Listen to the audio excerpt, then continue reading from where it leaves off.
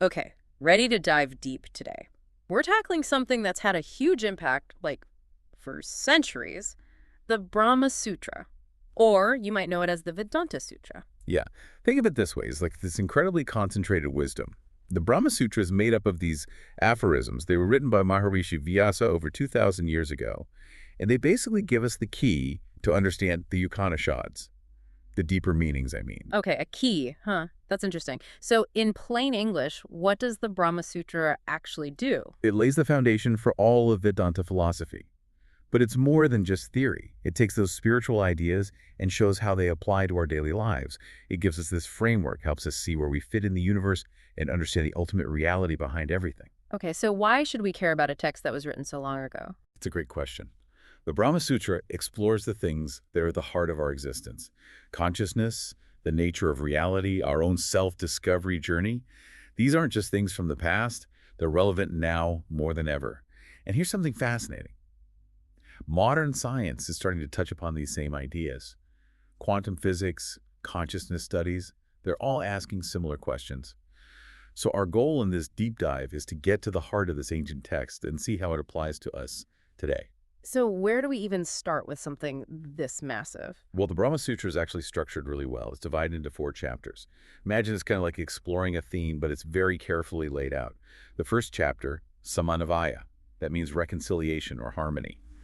It aims to establish Brahman, that ultimate reality as the core truth. The Brahma Sutra is basically saying that this one central truth is woven through all the different teachings of the Vedas. It's like it's saying, hey, all these different ideas, they're all pointing to the same thing. Right. Exactly. And then we move to the second chapter. It's called Avirodha. That translates to no contradiction. Here's where it gets interesting.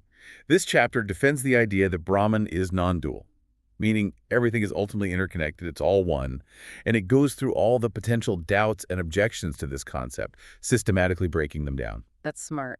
So first it lays down the main idea, then it tackles any pushback. Very logical. What's next? Okay, the third chapter, Sadhana. This means practice or discipline. This is where the rubber meets the road. This chapter outlines the paths you can take to directly experience Brahman. We're talking about meditation, devotion, self-inquiry. It's like a how-to guide for experiencing this ultimate reality firsthand. Okay, so the practical stuff, the how-to, and then what about that last chapter? Yes, the fourth chapter, Phala. This translates to results or fruits. This one describes what happens when you achieve enlightenment, liberation. That's known as moksha. It paints a picture of what it means to truly grasp and live in alignment with this ultimate reality. You know, I like the way you're breaking this down. It's like a research paper almost. You define the idea, address counter-arguments, explain the methods, and then discuss the results. That makes it a lot less intimidating. Okay, so let's get into some of the meaty stuff. This is something I've always wondered about. Is the world we see and experience actually an illusion? That's a question at the heart of it all. It's a big one. The Brahma Sutra states that Brahman is the only true reality. Everything else, everything we perceive, the forms, the experiences, the whole world, that's all Maya, which is often translated as illusion. Wait, so you're telling me this table I'm sitting at isn't real? Okay, it's easy to misunderstand what Maya means. It's not saying the world is unreal in a practical way. It's more nuanced than that. Think of it like a dream. When you're dreaming, everything feels real, right? Your emotions, the things you see, it all feels important. But then you wake up and you realize that the dream was an illusion, at least compared to your waking state. So it's real while we're in it, but there's a bigger, truer reality that we're not quite seeing. Exactly. The Brahma Sutra is suggesting that if we could wake up to a higher level of consciousness, we'd see that everything is just Brahman taking on different forms, different expressions. And this isn't just a philosophical concept. Understanding that things like our ego or our material things are temporary, that they're part of this Maya, can actually reduce our suffering. If you see them as fleeting aspects of a deeper reality, you don't cling to them as tightly. Wow, that's pretty powerful stuff. And it kind of makes you think about the whole simulation idea, doesn't it? Like the Matrix and all that. The parallels are definitely there. The idea that the reality we perceive might not be the ultimate reality, that there's a deeper truth to be discovered, is definitely a theme that resonates with those modern concepts. This is blowing my mind a little, I gotta admit. Okay, let's talk about another big idea. The relationship between our individual soul, the Atman, and this universal consciousness, Brahman. Are they separate, or is there something more going on? This is a core teaching in Vedanta, and it's emphasized in the Brahma Sutra. It's all about the oneness of Atman and Brahman. The individual soul, the one that feels so unique to you, is ultimately the same as this universal consciousness. But hold on. My thoughts, my feelings, my sense of self, how can that be the same as this vast universal thing it doesn't compute? Imagine a single drop of water, Mm. okay? And then picture the ocean. The drop seems separate, right? It has its own shape, its own little existence. But deep down, it's the same stuff as the entire ocean. And when that drop falls back into the ocean, its individual form disappears. It becomes one with the whole. Okay, yeah, I get that picture. That's a good way to put it. You mentioned earlier a connection to science with this too. Right. What's amazing is that quantum physics is pointing towards the idea that everything, at its most basic level, is just energy. It doesn't matter if it's a rock, a person, or a whole galaxy. They're all made of the same fundamental stuff.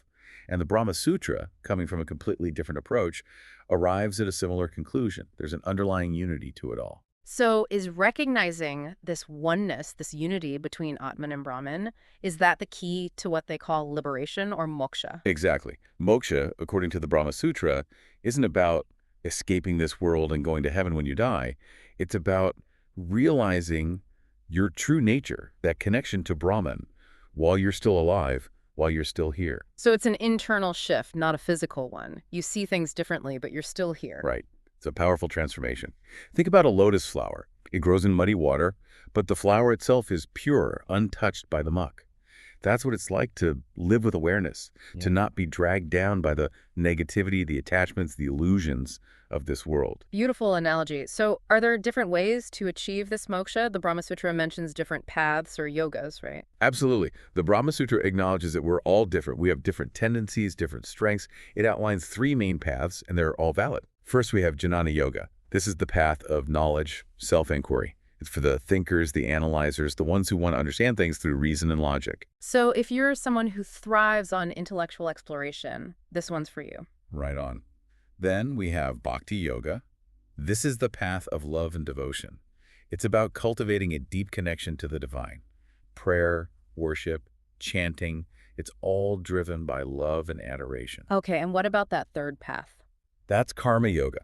It's the path of selfless action.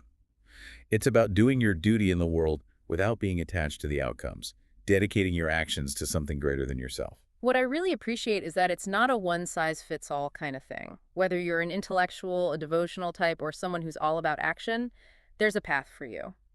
That's pretty inclusive, if you ask me. Yeah, it is. And think about what this means for you listening right now. It doesn't matter what you do for a living, what you're passionate about. Scientist, artist, social worker, the Brahma Sutra has something to offer. It's a framework for understanding your place in the universe, your connection to something bigger. All right, we've covered a lot of ground here. Let's bring it back to the present. How does this ancient wisdom apply to us in the 21st century? We touched on the science connection earlier. One of the most exciting things happening right now is that modern science is starting to align with some of these ancient ideas, especially in consciousness studies. Scientists are asking whether consciousness is just a product of the brain or if it's something more, something that goes beyond the physical. And that aligns perfectly with the Brahma Sutra's teachings about a universal consciousness. And then you have someone like Erwin Schrödinger. This guy was a giant in quantum physics. He was deeply influenced by Vedanta. That just blows my mind. It really does. Erwin Schrödinger, he was a key figure in developing quantum mechanics. And he was a firm believer in a universal consciousness, not separate individual ones. That's the same idea as Atman and Brahman being one. It makes you wonder about the connections between these seemingly different fields. Okay, let's switch gears for a minute and talk about stress and anxiety. It's something so many people struggle with today. Does the Brahma Sutra have any advice on how to deal with that? Absolutely. The Brahma Sutra teaches about detachment. And this can be incredibly powerful for managing stress. But it's important to understand what detachment really means. It doesn't mean you become uncaring or avoid life's challenges.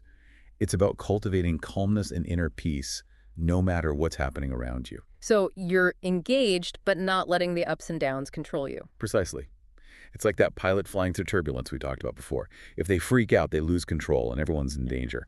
But if they stay calm and focused, detached from the immediate chaos, they can navigate through it. The Brahma Sutra wants you to be that calm observer in your own life, not a victim of your thoughts and emotions. That ability to observe without being overwhelmed is the key to managing stress. That makes so much sense, especially in our world where we're constantly bombarded with information and pressure. Okay, last one. Artificial intelligence, technology, it's all changing so rapidly. A lot of people are anxious about losing their jobs, about what the future holds. Does the Brahma Sutra have anything to say about this? It does, and it all comes back to the idea of identity. The Brahma Sutra reminds you that your true self, your core identity, isn't tied to your job, your possessions, or your status. It's rooted in something much deeper, that connection to universal consciousness. So even if the world turns upside down, that core sense of self stays intact. Exactly. Technology might change the world, but your fundamental consciousness, your inherent value as part of that universal reality remains constant. That's what the Brahma Sutra is getting at. It's a perspective of inner freedom, of security that doesn't depend on the outside world. It's about recognizing that lasting fulfillment comes from within, from recognizing that deeper connection. All right, let's wrap this up. We've covered a ton. If you're listening to this, what's the one thing you should take away from our depth dive into the Brahma Sutra? I'd say the main takeaway is that the Brahma Sutra isn't just some ancient text for scholars. It's relevant for everyone. It's a practical guide to understanding life, the universe, and ourselves. It offers insights into reality, consciousness, and liberation.